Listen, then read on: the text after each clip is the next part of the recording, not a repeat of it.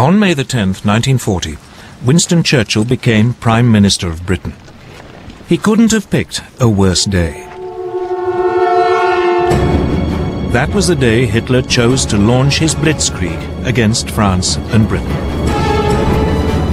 At dawn, a whole German airborne division parachuted into Holland to seize bridges and airfields. Simultaneously, the massive Belgian fortress of Eben-Emael was assaulted. Paratroop engineers were dropped on top by swooping German gliders. They swiftly silenced its guns. Meanwhile, the Luftwaffe attacked Dutch and Belgian air bases. Then the frontier barriers were pushed aside. And Hitler's Army Group B, under General Fedor von Bock, now drove into Holland and Belgium.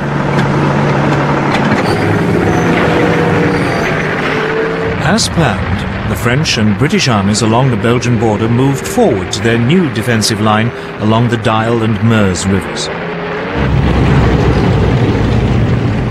But none of the Allied commanders seemed to have noticed that German Army Group A, which had the bulk of the panzers, after brushing aside the Belgian frontier troops, had now begun driving through the hills and woods of the Ardennes to their south.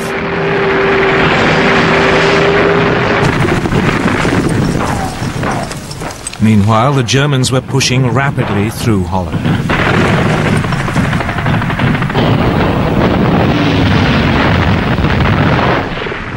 The obsolete Dutch army was no match for the highly tuned German war machine. And it was under continual heavy air attack by the Luftwaffe, which roamed the skies unchallenged. On May the 14th, the Germans demanded the surrender of the port of Rotterdam. A large force of bombers took off as the Dutch hesitated. While they were airborne, the Dutch agreed to surrender the city, but apparently a recall message never reached the bombers.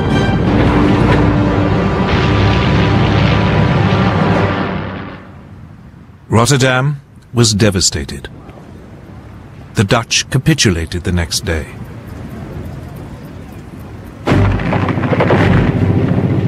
Then came the hammer blow. The thing that British and French planners had thought impossible had happened. German panzers were through the Ardennes and had reached the Meuse by the evening of May the 12th.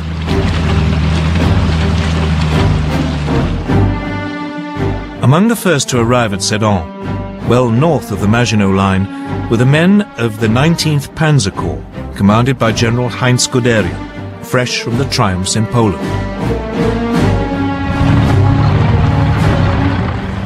Guderian now showed how blitzkrieg should be done.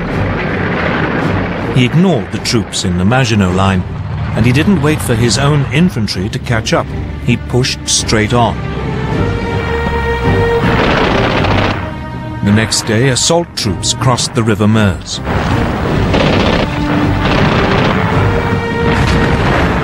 Engineers began building bridges for the armor while under heavy French fire.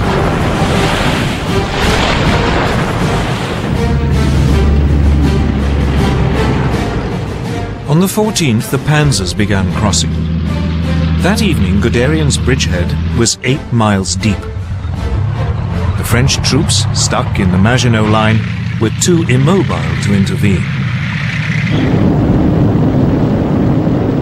Allied bombers made despairing attempts to destroy the German bridges.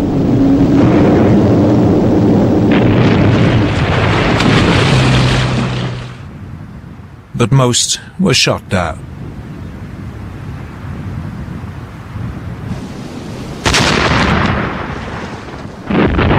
All the while, German artillery pounded the French defenses while the Stukas screamed in.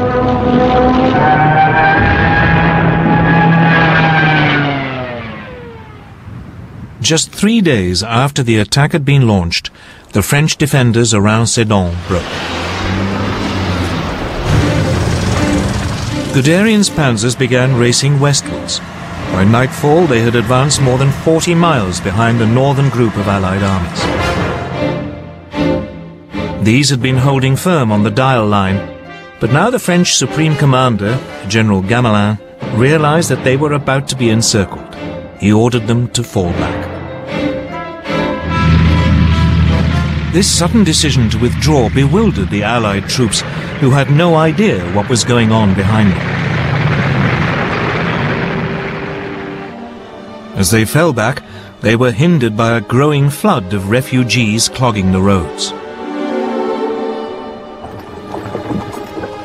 That day, the French Prime Minister Paul Reynaud phoned Churchill. He said, "We are beaten. We have lost the battle." But for all the brilliance of the Blitzkrieg, the Germans were vulnerable. As the panzers raced westwards, they created an ever longer corridor just a few miles wide. The Allies realized that this was open to counterattack. The bulk of the German army was still totally dependent on horsepower or its own feet for transport, so the gap between the rampaging panzers and the follow-up infantry grew with every hour. On May the 17th, Colonel Charles de Gaulle, commander of one of the newly formed French armoured divisions, made the first of 2 attempts to cut through the German line near Crécy. But the cumbersome French command system meant that units were sent into battle piecemeal, not in a coordinated thrust.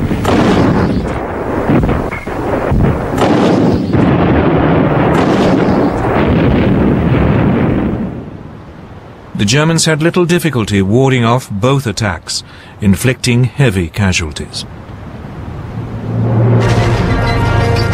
It seemed that nothing could now stop Guderian. He plunged on, further and further into France. By the 19th, his lead units were past Péronne. On the 20th, in an extraordinary 56-mile dash, Amiens had been taken by lunchtime. Abbeville, just 14 miles from the English Channel, was seized by 9 that evening. And at midnight, a battalion of the 2nd Panzer Division reached the coast at Noyelles. The Germans had split the Allied front in 2. Everything now depended on whether they could defend this long, thin corridor, or whether the Allies could successfully counterattack.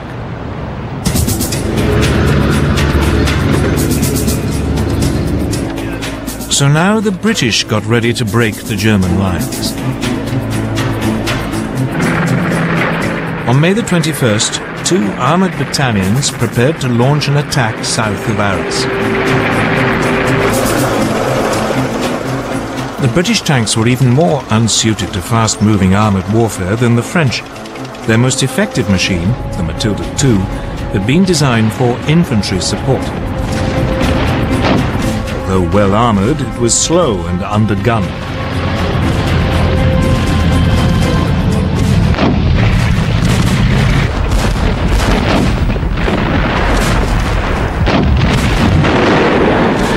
The Germans had little trouble in repulsing the attack. But it did have an effect. By now, the German High Command were becoming worried by their extended lines of communication. So, for the time being, driving south into the rest of France was put on hold until the infantry had caught up. The priority was to turn north and eliminate the British Expeditionary Force and the French First Army fighting beside it. On May the 22nd, Guderian and the panzers began their attack to destroy the Allied armies. These were now pulling back to the ports of Boulogne, Calais and Dunkirk, but they were trapped. On May the 23rd, General Alan Brooke, commander of British II Corps, wrote, "Nothing but a miracle can save the British Expeditionary Force." 2 days later, the Germans seized Boulogne.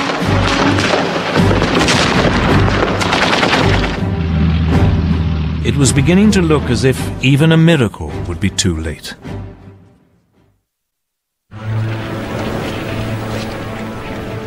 May the 25th, 1940. The situation of the British Expeditionary Force and the French First Army was desperate. The port of Boulogne had been overrun.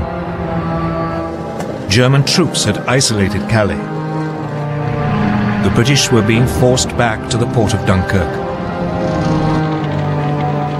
Lord Gort, the British commander, advised his government that the only hope of saving even a fraction of his troops was to organize an evacuation by sea.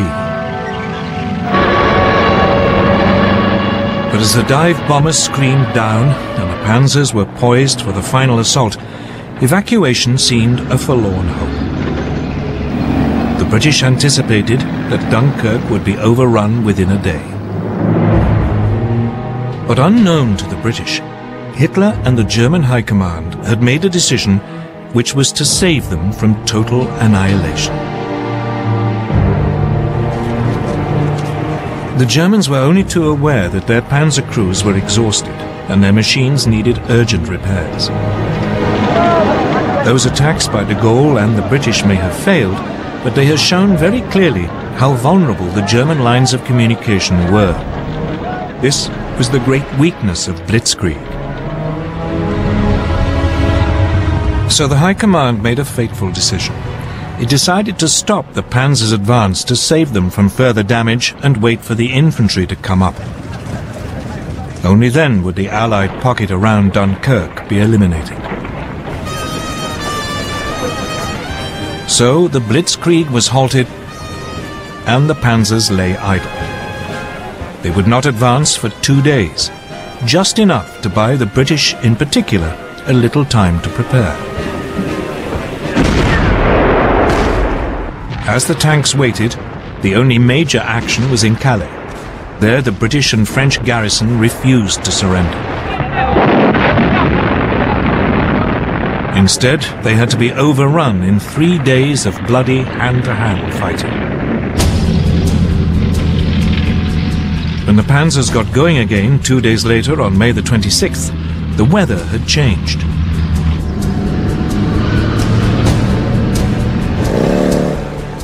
The Germans became bogged down in the heavy rain, again giving the Allies more time. So it was that at 7:57 p.m. on May the 26th, Vice Admiral Bertram Ramsay, flag officer commanding Dover, received a signal that he was to put Operation Dynamo into action. Operation Dynamo was a plan to withdraw the British Expeditionary Force by sea. He had prepared it more in hope than expectation that it could ever be used. The following day, a makeshift fleet of destroyers, tugs and passenger ferries crossed the English Channel. But by the end of the day, less than 8,000 of the over 300,000 troops at Dunkirk had been rescued.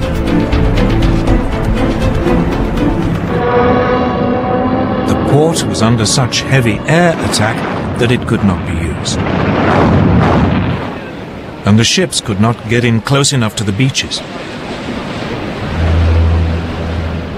So Ramsay now sent out a call for any boats of shallow draft that were over 30 feet long.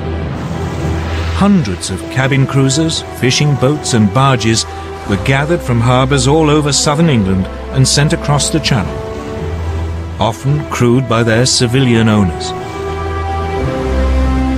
The little ships worked on the beaches of Dunkirk, ferrying troops out to the larger boats, waiting to take them to safety.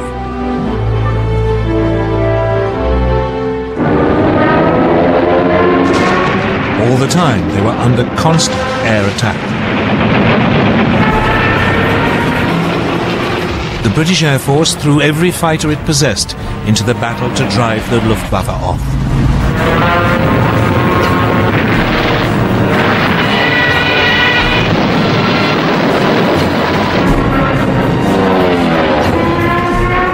Even so, 7 French and 6 British destroyers were sunk, together with 24 smaller warships. A quarter of the 665 small boats never got home. But when the evacuation was halted, on June the 4th, over 300,000 men, 41% of them French, had been rescued.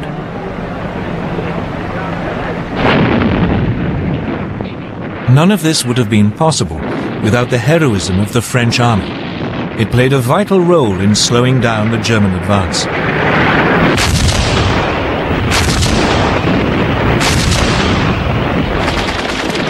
The French rearguard didn't leave its positions around Dunkirk until the last boats had pulled away from the beaches.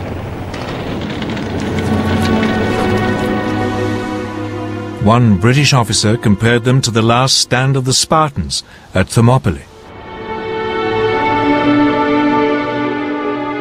Even so, the British army had lost most of its heavy weapons. It wouldn't be fit to fight the Germans again for a long time. France still had to fight on, but it had lost more than half its army. Against them, the Germans had 92 divisions, including masses of armor.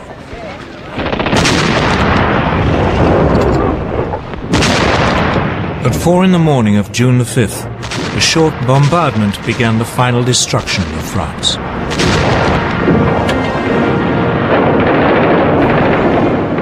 Assault troops crossed the Somme and the Aisne. At first, the French resistance was fierce, and the Germans struggled to break out of their bridgeheads. But, once again, the Luftwaffe helped crush the defenses. Soon the panzers were pushing south, and the trickle of surrendering French troops turned into a flood. By the 9th, the panzers had reached the River Seine, and the infantry were only a few hours behind. Once across the river, the Germans fanned out into the interior of the country. On the 14th, the German army marched into Paris.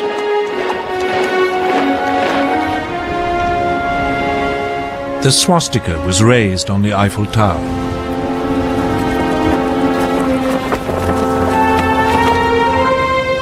Hitler had secured the prize which had eluded the Kaiser in 1914. The Parisians could only watch in stunned horror. Throughout the period of the French collapse, Winston Churchill paid 5 visits to France, trying to bolster French resistance. On June the 16th, he even offered Paul Reynaud a union with Britain if France stayed in the fight. But it was too late. Reynaud's cabinet rejected the proposal, and the Prime Minister resigned that evening. He was succeeded by Marshal Philippe Pétain, who immediately asked the Germans for an armistice.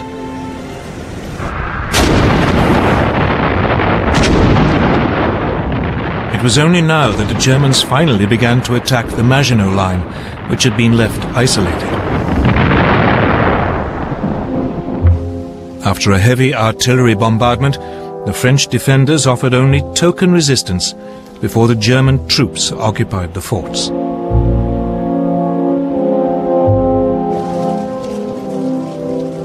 On June the 21st, Hitler went to Compiègne, where the railway carriage in which the Germans had signed the armistice in 1918 was kept. As a French delegation entered the carriage, he handed them his terms and then left. The French insisted on consulting their government, but the next day they were told that if they didn't sign immediately, the panzers would roll again. They signed, and the humiliation of France was complete.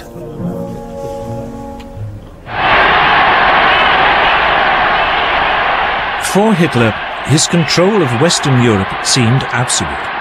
He felt sure that Britain must now seek peace, and that soon he could turn to the next stage of his master plan. But even though the Blitzkrieg had achieved so much so fast, it hadn't won him the war. The British, battered and wounded, had escaped to fight another day.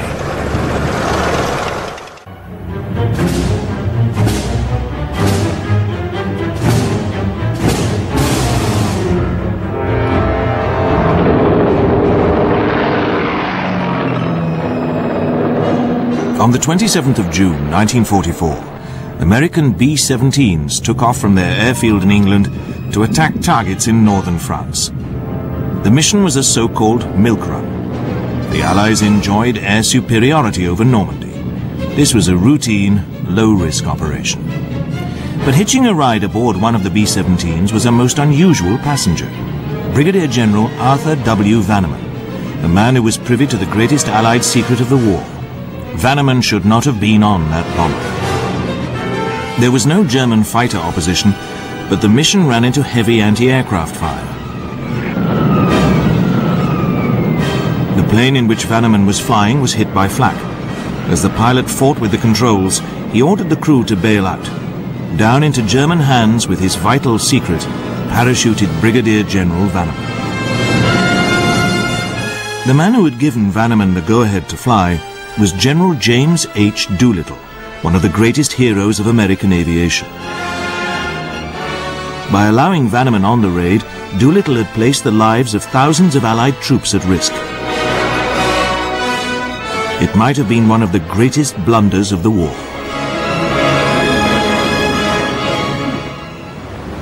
Just over 2 years earlier, an American carrier task force, sailing in the greatest secrecy, was butting through heavy seas 700 miles east of Japan. The carrier Hornet was about to launch one of the most daring air raids of the war. Massed on her flight deck were 16 Mitchell bombers of the U.S. Army Air Force. Their target was Tokyo. The bombers took off from the Hornet in the early morning of the 18th of April, 1942.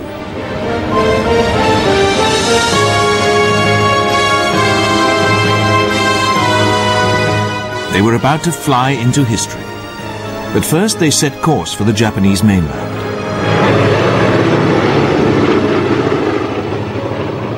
The bombing of Tokyo dealt a huge psychological blow to the Japanese. And the man who had masterminded and led the raid was the then Colonel Jimmy Doolittle.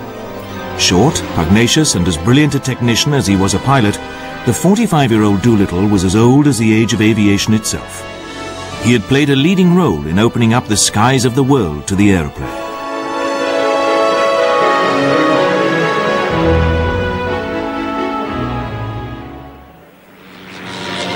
In the early years of the 20th century, the first flimsy fixed-wing aircraft had taken to the skies. The young Jimmy Doolittle was bitten by the aviation bug.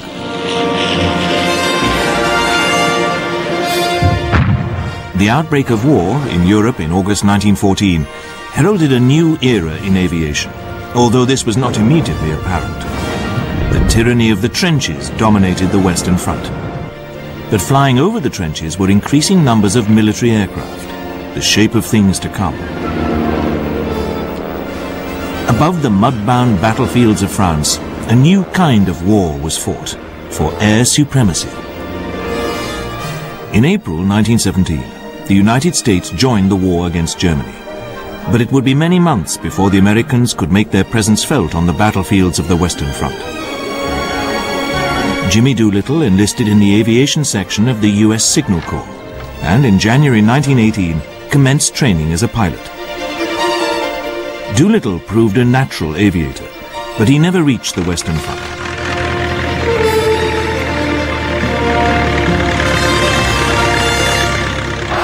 In November 1918, Germany surrendered.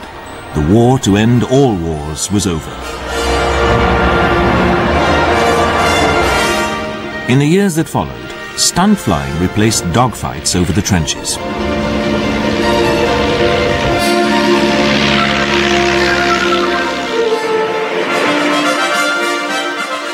Barnstorming provided work for many of the war's aviators. Simultaneously, the much-reduced American Air Corps was undergoing a revolution at the hands of its wartime commander, General Billy Mitchell, a tireless advocate of air power and, in particular, the role of the bomber. In a series of trials, Mitchell's aircraft pounded obsolete American and German warships.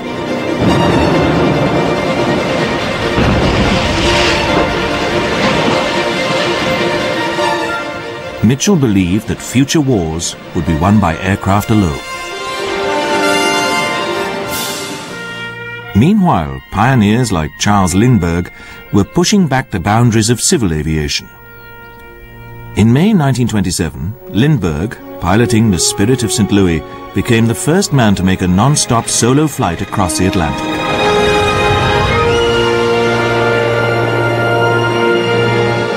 Five years later, Amelia Earhart became the first woman to emulate Lindbergh's feat. She joined an elite international band of aviators whose record-breaking exploits were to produce profound technical and commercial results. Among their number was Jimmy Doolittle. Doolittle stayed in the Army Air Corps after the war and became a record-breaking pilot.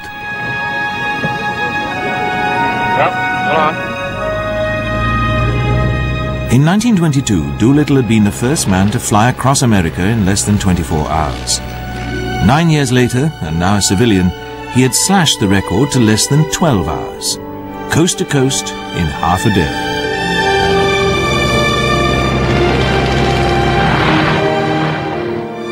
Doolittle was not just a superb natural airman who flew by the seat of his pants. He was also a formidable technician who had studied at the Massachusetts Institute of Technology. A daredevil with brains, Doolittle was the complete article. In 1925, he led a U.S. Army team to victory in the Schneider Trophy. Doolittle won the prestigious international seaplane race, flying a Curtiss biplane at an average speed of 233 miles per hour. One spectator said that the event was more of a procession than a race. A year later, on a South American trip, Doolittle piloted a Curtiss Hawk over the Andes. The flight was something of a first. Not only was Doolittle the first American to cross the mountain range, he was also the first and last man to manage it with the handicap of 2 broken ankles. Early in 1930, Doolittle had left the Army to join Shell as a test pilot, but he remained on the Army Reserve and continued to exploit his genius for calculated risks. He now had his eyes on a new world speed record. Doolittle was to fly the stubby and immensely powerful GB, a notoriously unstable aircraft which had already killed another racing pilot, Lowell Bales.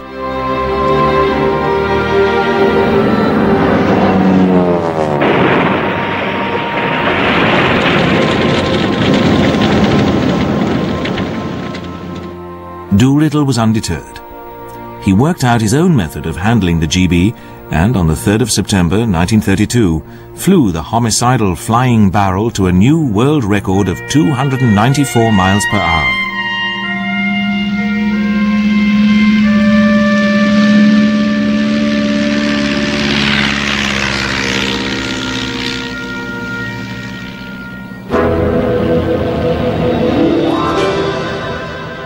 Doolittle had made a smooth transition from military to civilian life while remaining at the cutting edge of aviation technology.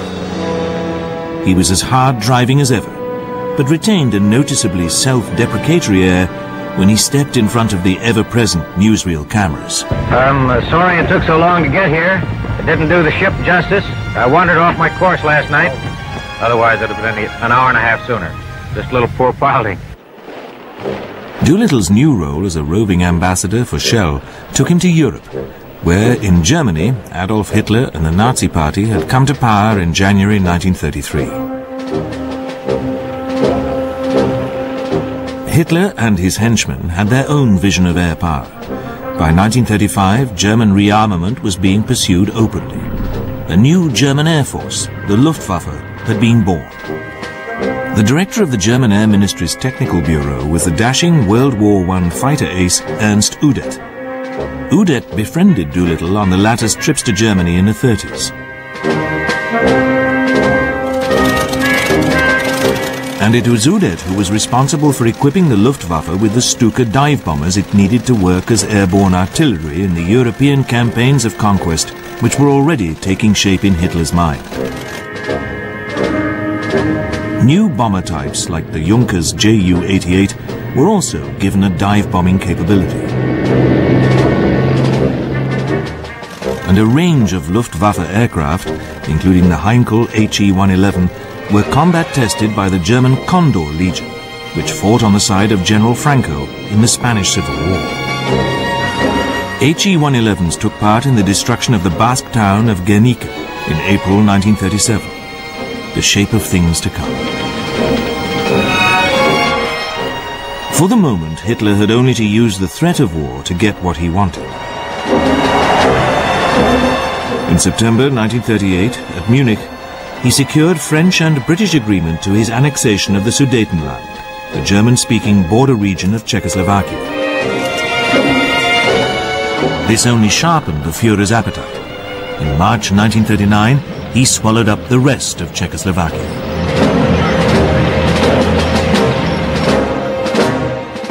Returning to the United States from his last pre-war trip to Germany, Jimmy Doolittle delivered a gloomy report on the threat posed by the Luftwaffe to Major General Henry Hap Arnold, Chief of the Air Corps.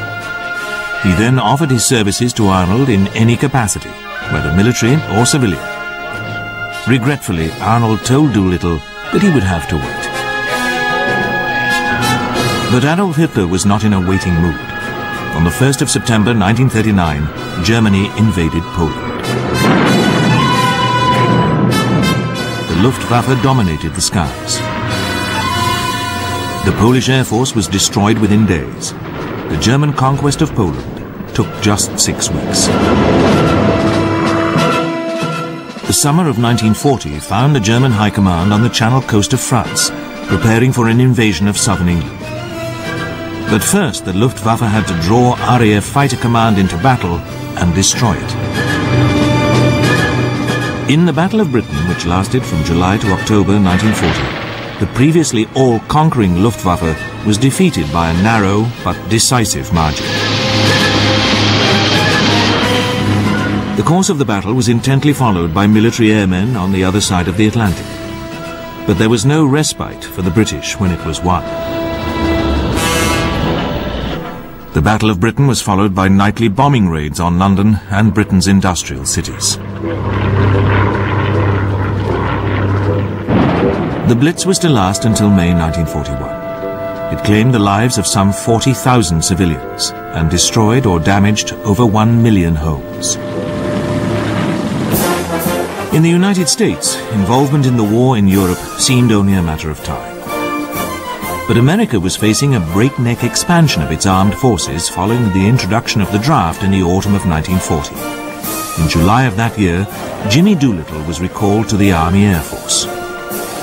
He was to play an important role in mobilizing the motor industry in Detroit for air production.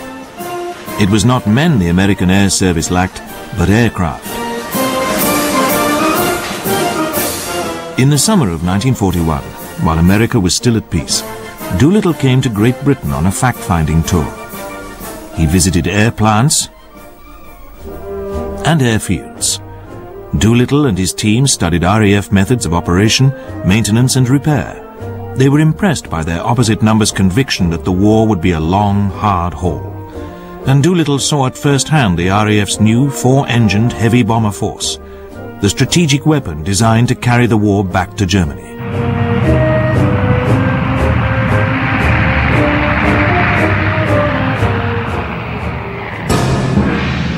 War arrived for the United States not in Europe, but in the Pacific. On the 7th of December 1941, Japanese carrier-launched level and torpedo bombers, escorted by fighters, attacked the U.S. Pacific Fleet's base at Pearl Harbor.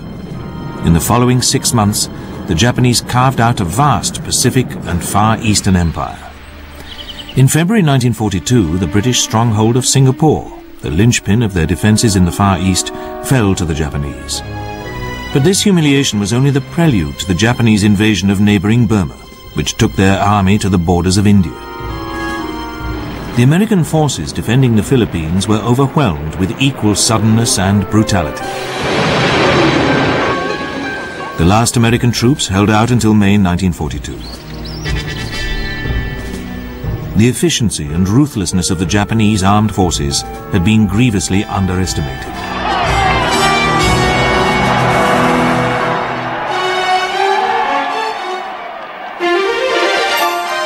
Allied success stories, like the heroic feats of the Flying Tigers, American volunteers fighting for the Chinese Air Force, could not stem the Japanese tide of victory. But the Tigers demonstrated that the seemingly all-conquering Japanese could be taken on and given a bloody nose by a numerically inferior but well-trained, well-equipped and determined enemy.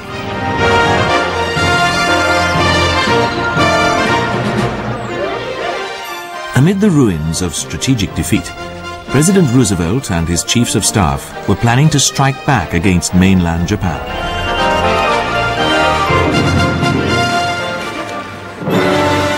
Air power seemed to provide the answer, but even the B-24 Liberator bomber, with a range of 2,200 miles, would not be able to hit Japan from bases in Alaska, 3,500 miles from the Japanese home islands. But Admiral Ernest J. King, the Commander-in-Chief of the U.S. Navy, had a solution to this seemingly insoluble problem. He hit upon the idea of using aircraft carriers to place American bombers within range of Japan. An aircraft carrier could annihilate the vast distances of the Pacific. But like its sister four-engine bomber, the B-17 Flying Fortress could not be flown from carriers because it required too long a takeoff. A smaller aircraft would have to be used. King settled on the Army Air Corps' twin-engined B-25 Mitchell.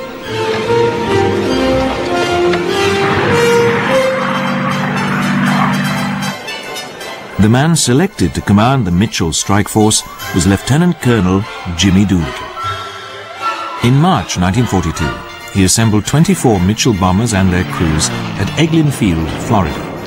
Here they practiced bombing and lifting their laden aircraft off a strip just 500 feet long. As yet, the crews had little idea of the nature of their mission. Doolittle, however, imbued them with the belief that they were being readied to strike a significant blow which would turn the tide of defeat in the Pacific. As many as 10,000 people were involved in preparing the Mitchells for their mission, from high-ranking air planners to mechanics and carrier crews, but the operation remained top secret.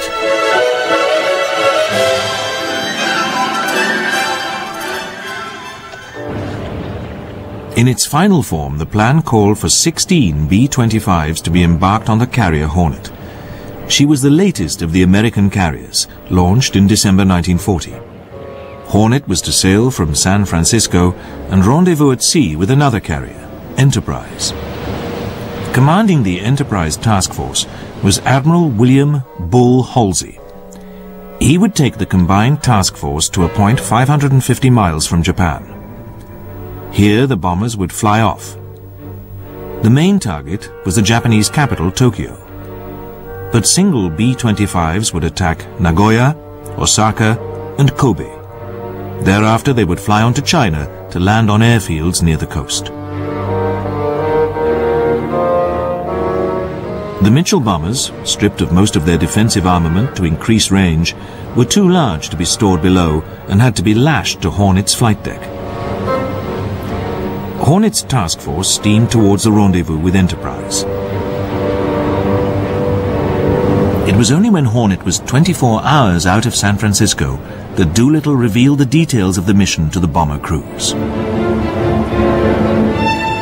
The men tasked with attacking Tokyo were told that on no account were they to bomb the palace of the Emperor Hirohito. This would only stiffen Japanese morale.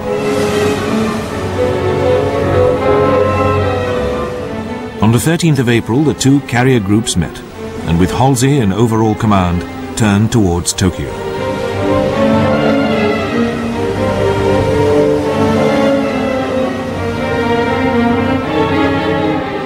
On board Hornet, the air crews filled the time by learning some basic Chinese, to use if they had to make forced landings or bail out over China. On the 16th of April, Doolittle and his crews were shaken to hear a Japanese radio broadcast joking about a false news agency report that American bombers had attacked Tokyo. Nevertheless, the next day there was a small ceremony aboard Hornet.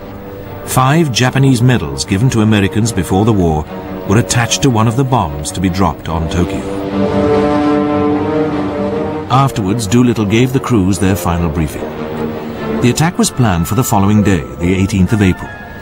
Doolittle would be the first to fly off, aiming to reach Tokyo at dusk. The fires started by his 2,000-pound incendiary bombs would guide his comrades in. The plan of attack would also bring the bombers over the Chinese coast at dawn, when they could more readily spot their landing fields. Now there was nothing left to do but watch the time tick away to H hour. But early on the morning of the 18th, Enterprise's radar located 2 Japanese vessels 12 miles away. Both of them quickly steamed out of range. At dawn, reconnaissance aircraft were launched by Halsey's task force. The carefully planned schedule had been disrupted, and the veil of secrecy which surrounded the mission torn aside.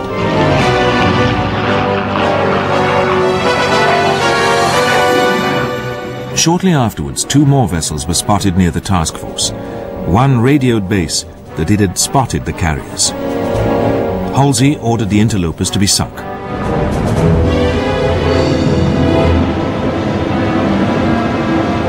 But the task force commander realized that surprise had now been lost.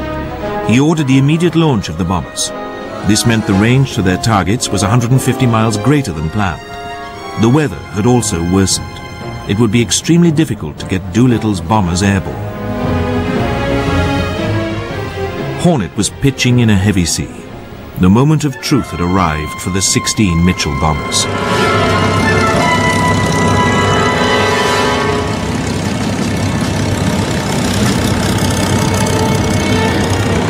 At about 7:15 a.m. local time, Doolittle maneuvered into position for takeoff.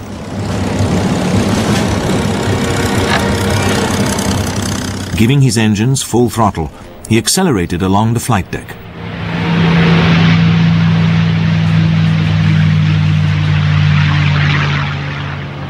As waves pushed the carrier's bows upwards, Doolittle's bombers struggled into the air.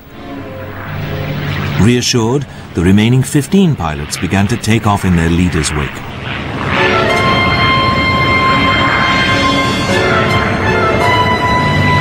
Hornet's crew held their breath as, one by one, the bombers lumbered down the flight deck and clawed their way off.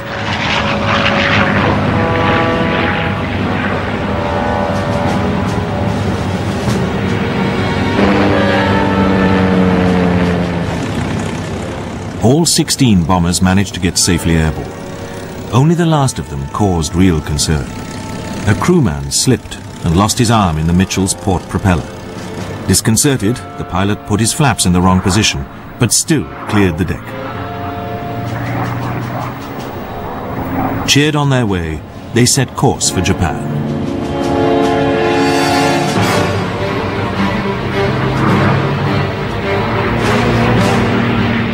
Bull Halsey saluted the gallant airmen. By a remarkable coincidence, the city of Tokyo had staged an air raid practice while the American bombers were taking off. Its citizens were not inclined to take it seriously. The practice ended at midday, and the busy city returned to its Saturday bustle, little changed from peacetime. Nevertheless, Japanese warships began to search for the 2 American carriers. Unaware of these developments, Doolittle and his bombers made landfall on the Japanese coast at about midday. As they flew over the fields, farm workers gazed up at them, seemingly unconcerned. One Japanese who was surprised to see them was the Prime Minister, General Hideki Tojo. He was airborne at the time, en route to an airbase, and actually passed one of Doolittle's B-25s. Bombs began to fall on Tokyo at 12:30 p.m. Until they exploded on their targets, most Japanese remained under the illusion that the bombers were a feature of the air raid drill. But now the price for the premature launch had to be paid. The bombers were running low on fuel. Having released their bombs, they had now to take the shortest route to China, which meant crash landing in Japanese-occupied territory. To avoid this, one aircraft flew to the Russian port of Vladivostok, where the crew were interned. 8 crewmen who landed in China were captured and later executed. 3 were killed when their B-25 crashed. But Doolittle and 68 of his men reached territory held by the Chinese nationalist leader Chiang Kai-shek and made their way back to the United States. When the story of the raid broke, it provided the first good news of the war for America. President Roosevelt held a press conference, but refused to say how the bombers had reached Japan. The president told the newsmen that Doolittle's force had flown from Shangri-La, the mythical kingdom made famous by James Hilton's novel and the film by director Frank Capra. Doolittle and his men received a hero's welcome. For his courage and leadership, Jimmy Doolittle was awarded America's highest decoration for bravery, the Congressional Medal of Honor. And there were medals for his air crews.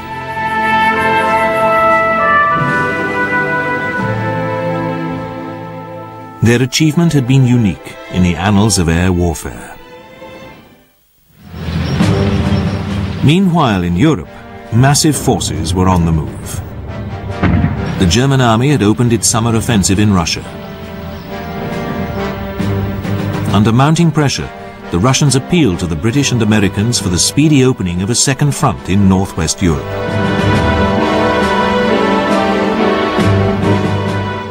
In North Africa, Rommel's Africa Corps was also pressing the British hard, threatening a breakthrough which would secure Germany the oil riches of the Middle East.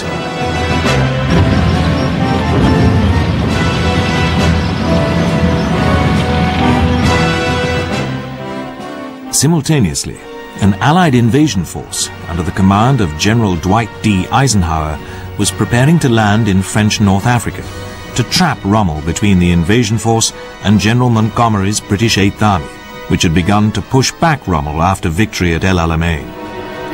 It was Eisenhower's first major command.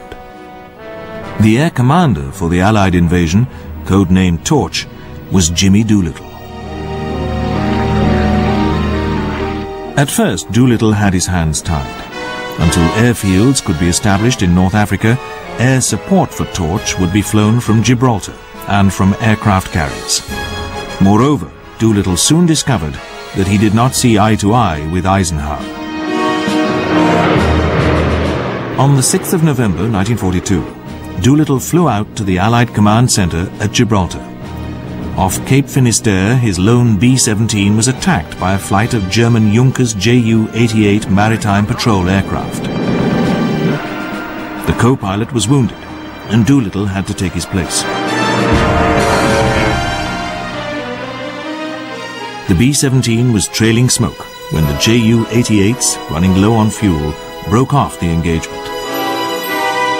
It had been a close call, but at least it had familiarized Doolittle with the controls of the B-17, an aircraft he had never flown before. The Flying Fortress touched down safely in Gibraltar.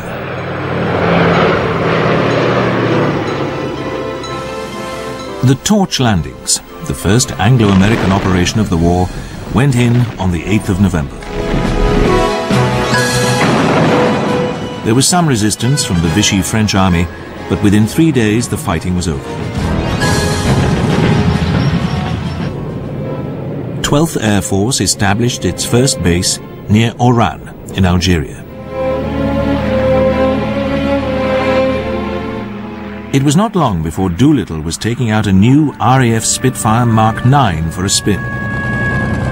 His airman's curiosity had been aroused by the British fighter, but his flight aroused the anger of Eisenhower. He carpeted Doolittle and told him that he could choose between promotion to Major General or flying around looking for Germans. Doolittle chose to be a Major General. The Torch landings did not lead to a swift Allied victory in northwest Africa.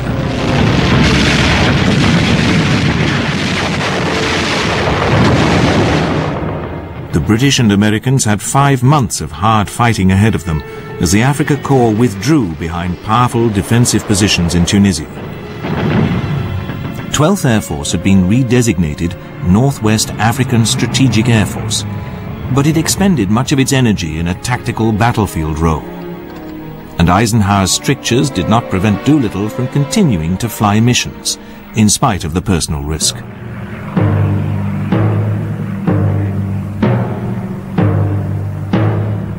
But Doolittle was one of the senior commanders who knew about the greatest secret of the war, the breaking of the German Enigma codes by the Allies. By continuing to fly operations, he was placing in jeopardy one of the war-winning weapons in the Allied armory. His friend and colleague, General George S. Patton, shared Doolittle's relish for action. Patton, Doolittle and Montgomery all made use of Ultra, but the two Americans alarmed the Allied High Command by continuing to expose themselves to risk of capture. Doolittle's attitude towards Ultra security was to lead to near disaster. The grounds of Bletchley Park, a Victorian country house north of London, were the home of the code-breaking teams which played a vital part in Allied victory. These huts were the battleground for a secret war in which the code-breakers unraveled the mystery of the German Enigma machine. Theirs was one of the great technical triumphs of the war. The Enigma machine resembled a typewriter, but one with a difference. The striking of a key would light up a substitute letter on a panel above the keyboard. A complex system of rotors and wiring ensured that the substitution could be made in any one of 150 million ways.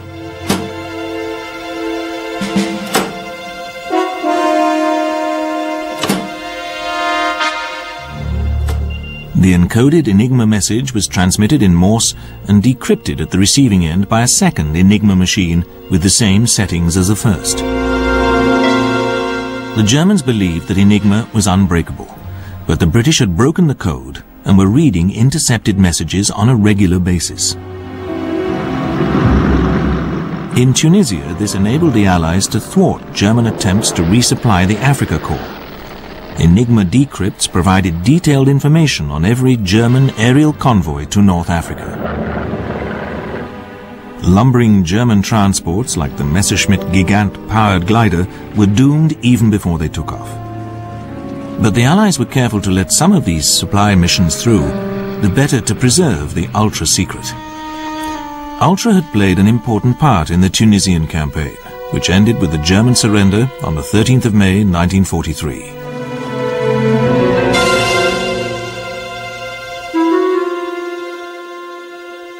As one of the small circle of Ultra initiates, Doolittle had been discouraged from flying missions lest he fall into the hands of the enemy and, in some manner, reveal the secret work of Bletchley Park.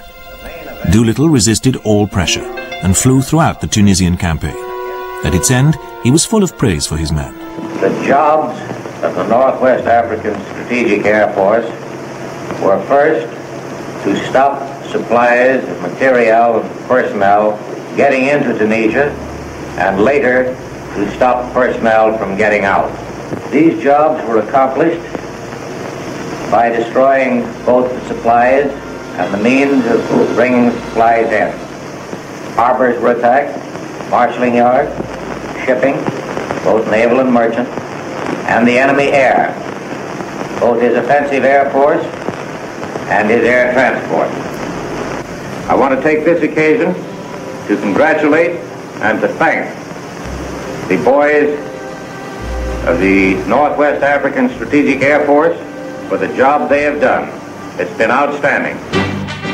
With North Africa cleared of Axis forces, the next Allied objective was the invasion of Sicily, the stepping stone to the Italian mainland. A gigantic amphibious force was assembled for Operation Husky, 2,500 ships and landing craft to carry 180,000 men of Patton's 7th Army and Montgomery's 8th.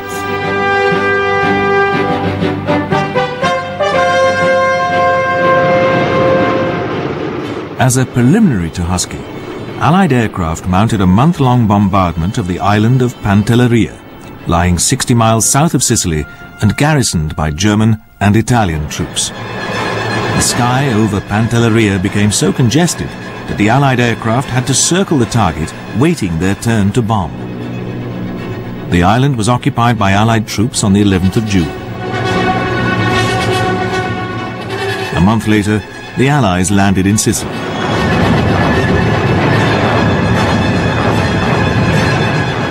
The liberation of Europe had begun.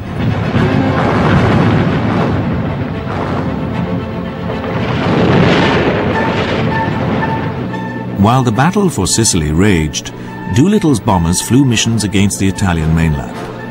On the 19th of July, he joined the B-17s of 97th Bomb Group on a raid against marshalling yards on the outskirts of Rome.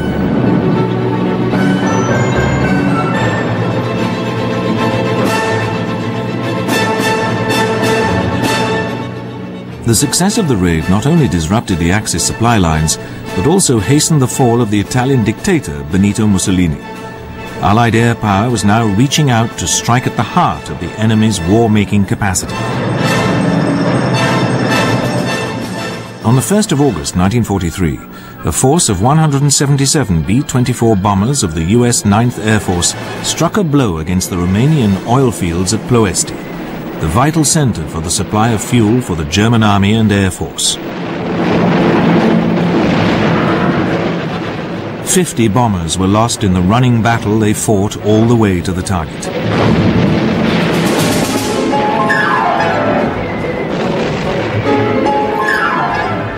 The strategic bombing campaign was threatening to get its hands around the jugular of Germany's fuel supply. In Northern Europe, the US 8th Air Force and RAF Bomber Command were committed to a combined bombing offensive aimed at clearing the way for the Allied invasion of France. Its stated purpose was the progressive destruction and dislocation of the German military, industrial and economic system, and the undermining of the morale of the German people to a point where their capacity for armed resistance is fatally weakened. But the transformation of policy into operational reality threatened to turn into a nightmare for the Americans.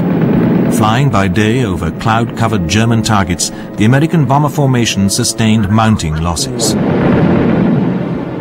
The 8th Air Force's fighters lacked the range to escort the bombers to and from their targets. German fighters took an increasingly heavy toll of aircraft and, more important, air crew. No chance there.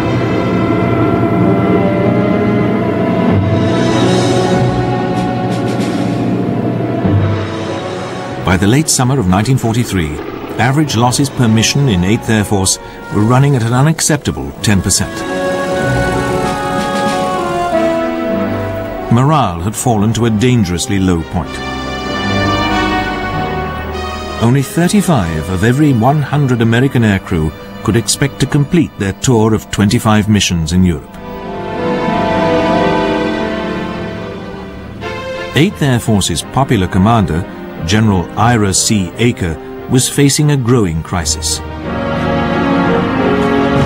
It was not until December 1943 that the situation was transformed by the introduction of the P-51 Mustang fighter, powered by the Rolls-Royce Merlin and fitted with drop tanks which were to give it a range of 1,500 miles. The Mustang could escort the bombers all the way to their targets in Germany and back. The beneficiary of the Mustang was Jimmy Doolittle, who replaced Aker as the commander of 8th Air Force in January 1944. His arrival at 8th Air Force coincided with that of a war-winning escort fighter. Doolittle was not content to tie the Mustangs to his bomber wings. He ordered the formation of fighting patrols to seek out and destroy enemy fighters wherever they were.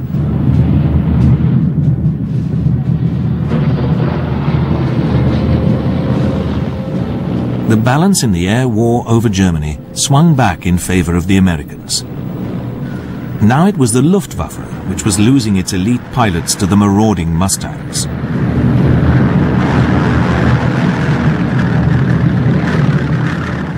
As Doolittle told his fighter commander, General William E. Kepner, "Your mission is to destroy the German Air Force." Kepner was happy to oblige.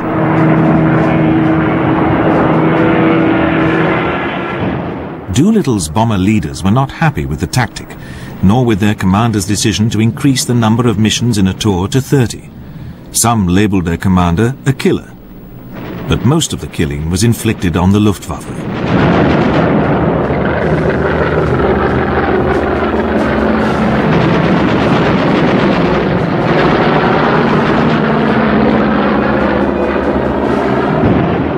Doolittle had grasped the simple truth that before you can destroy the enemy's war industry, you first have to destroy his air defenses. This the Mustangs did. For their pilots, the new tactics were exhilarating. They went down and looked for trains or barges on the river, or any enemy installations such as airfields, and wherever we could find a suitable target, we would turn loose. That was playtime.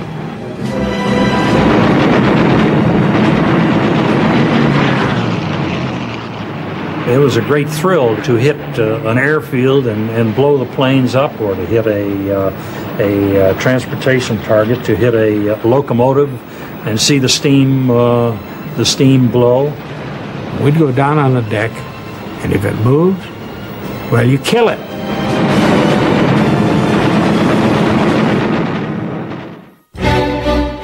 In June 1944, an old friend of Doolittle, Brigadier General Arthur W. Vanneman, joined 8th Air Force as Assistant Chief of Staff for Intelligence. In the 1930s, Vanneman, an air engineer, had become an expert on the developing German Air Force and had served in Berlin as Assistant Air Attaché. Somewhat belatedly, 8th Air Force had recognized that Vanneman's expertise might be useful. He flew into England on the eve of the Normandy invasion, the 5th of June 1944. Vanneman's arrival coincided with a major effort mounted by 8th Air Force against the launching sites of the German V-1 flying bombs on the French coast.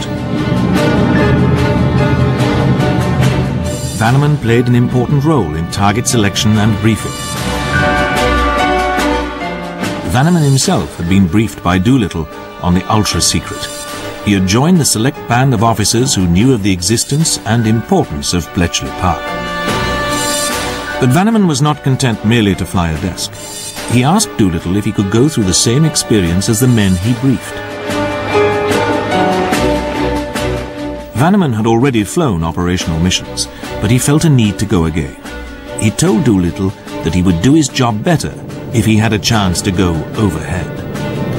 Despite specific instructions that officers who knew the ultra-secret should not be exposed to unnecessary risk, Doolittle gave Vanneman the go-ahead to fly. Doolittle, the master of the calculated risk, should have grounded his intelligence officer, but he had flown missions himself after being admitted to the ultra-secret. Vanneman's B-17, which bore the curious name Nightjar Nunnan, flew onto its rendezvous with a burst of heavy flak.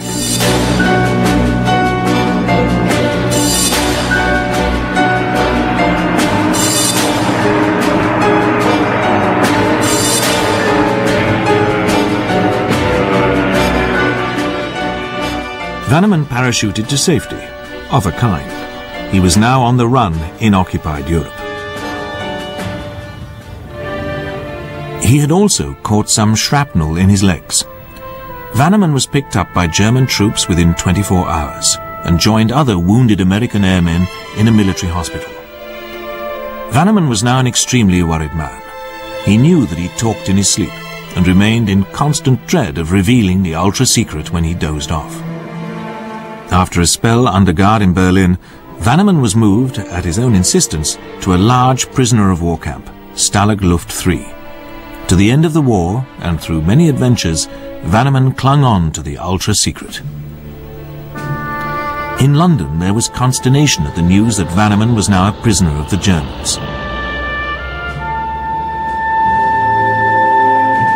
His ill-fated mission over France was discussed at the very highest level.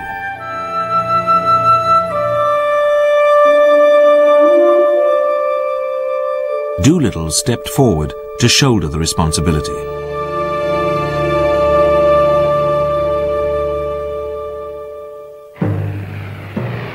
But the British were obliged to temper their outrage. Exactly a month before D-Day, an RAF Lancaster bomber had been shot down over France. Flying in the bomber was a planning officer, Air Commodore Ronald Ivelaw Chapman, who knew all about Ultra. He too found himself at large in France. Group Captain Frederick Winterbottom was the intelligence officer responsible for safeguarding the ultra-secret. He had the unpleasant task of telling Prime Minister Winston Churchill that Ivor Chapman was alive and on the run in France. There was an almighty row. Churchill was furious. Winterbottom arranged for an RAF Westland Lysander to fly to France to retrieve the stranded Ivor Chapman, who was now being harboured by the French resistance. But before the rescue mission could be launched, Ivor Chapman was captured. Like Vanneman, he sat out the war as a guest of the Germans. And like Vanneman, he kept the ultra-secret.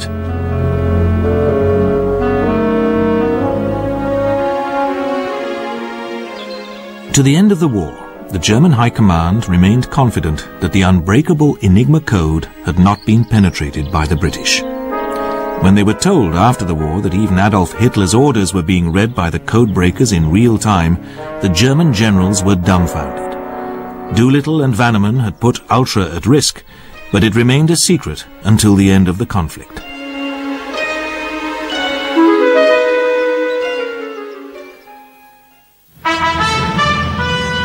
The capitulation of the German army to the British and Americans in the spring of 1945 was swift and total.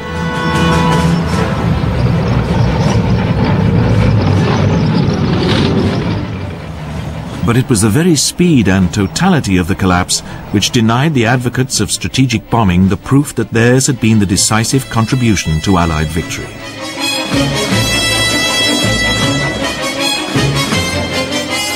"75% of 8th Air Force's bombs had fallen on Germany after D-Day, the point at which Germany's defeat in the West had become inevitable.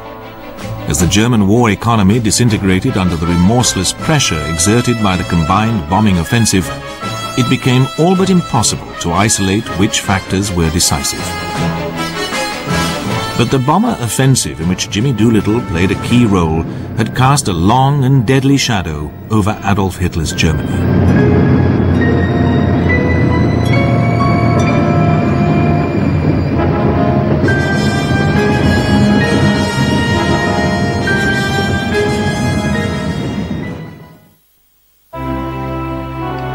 The German surrender in Europe in May 1945 did not spell the end of the war for Doolittle and 8th Air Force. There was still a war to be finished against Japan.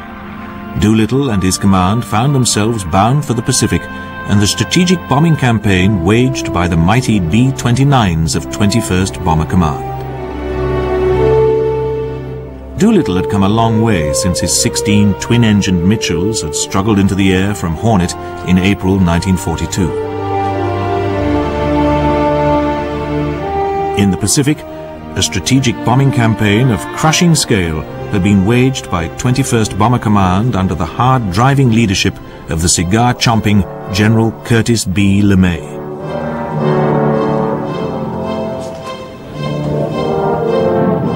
LeMay had pulled his bombers down to the deck, loaded them with incendiaries, and launched them at night to lay waste to the densely packed and highly combustible cities of Japan. By the time 8th Air Force was ready to join the fray, LeMay was running out of targets to attack. The B-29s were now flying virtually unmolested over the shattered cities of Japan. Their escorts had swept the last vestiges of fighter opposition from the skies. The bombers alone seemed to have victory within their grasp. But it was to take just 2 atomic bombs, dropped in August 1945 on Hiroshima and Nagasaki, to force the Japanese to the surrender table. The ruins of these flattened cities were grim reminders that a new world of air power had dawned. And flying into Tokyo for the surrender ceremony was one man who had played a vital part in this unfolding story from its very beginning. The man whose bombers had been the first to strike a blow against the heart of the Japanese Empire, Jimmy Doolittle. He was always the airman's airman.